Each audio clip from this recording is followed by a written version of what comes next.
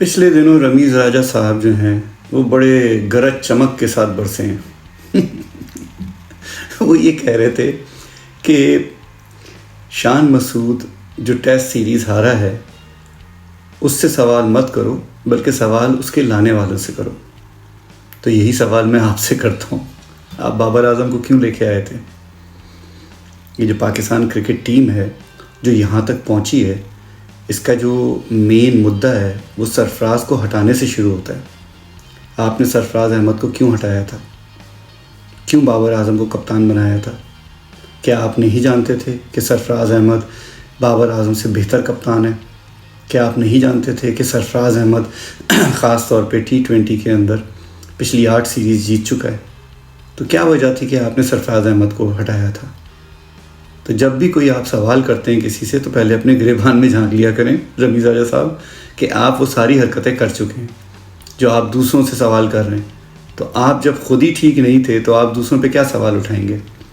मैं मानता हूँ इस बात को कि शान मसूद को जब कप्तान बनाया गया था उस वक्त उनकी टीम में जगह नहीं बनती थी, लेकिन हमारी PCB के पॉलिटिक्स जो हैं उसमें आप भी इन्वॉल्व रहे हैं।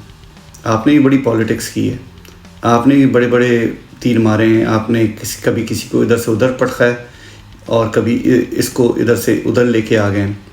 ये आप ही थे ना जो कमेंट्री बॉक्स में बैठ के जब सरफराज अहमद बैटिंग कर रहा होता था तो बहुत नुक्ताचीनी किया करते थे, और जब वो अच्छे शॉट्स खेलता था तो खामोश हो जाते थे और एक लफ्ज़ आपके मुंह से नहीं निकलता था। हमने ये सब कुछ देखा हुआ है।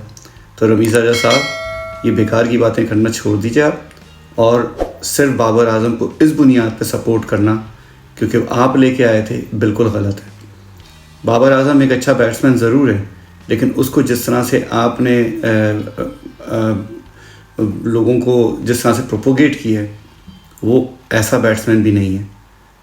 बाबर आजम के पास शॉट्स हैं, बड़े अच्छे शॉट्स मारता है, लेकिन आप उसको पाकिस्तान क्रिकेट की हिस्ट्री का बेहतरीन बैट्समैन बना देना, ये ज़्यादती थी आपकी उन लोगों के साथ जो ज़हीर अब्बास को देख चुके हैं क्रिकेट खेलता हुआ, जावेद मियाँदाद, इंज़मामुल हक, मोहम्मद यूनुस खान, और उसके बाद जो हैं और भी बहुत सारे ऐसे प्लेयर जैसे सलीम मलिक।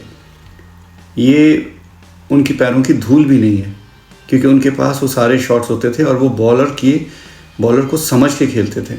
बाबर आजम के जो आउट होने की वजह है वो वजह ही यही है कि उसकी जो अंडरस्टैंडिंग है, अवेयरनेस है क्रिकेट की, एक तो उसे बिल्कुल नहीं है। वो एक ही तरह से आउट होता है और बार बार आउट होता है। क्यों हो रहा है ऐसा?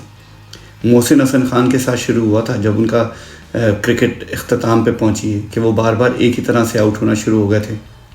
तो फिर क्या हुआ था? वो क्रिकेट ही ख़त्म हो गई थी उनकी। बाबर आजम तो अभी यंग है। बाबर आजम को अपनी थोड़ी सी जो वीकनेसेस हैं उनको ठीक करनी चाहिए। इस पे बात करें आप रमीज़ राजा, ना कि आप बैठ के बेकार की स्टोरियाँ पुरानी उखेड़ें, क्योंकि आपने ख़ुद इस सिस्टम को तबाह करने में अपना हिस्सा डाला है। Thank you.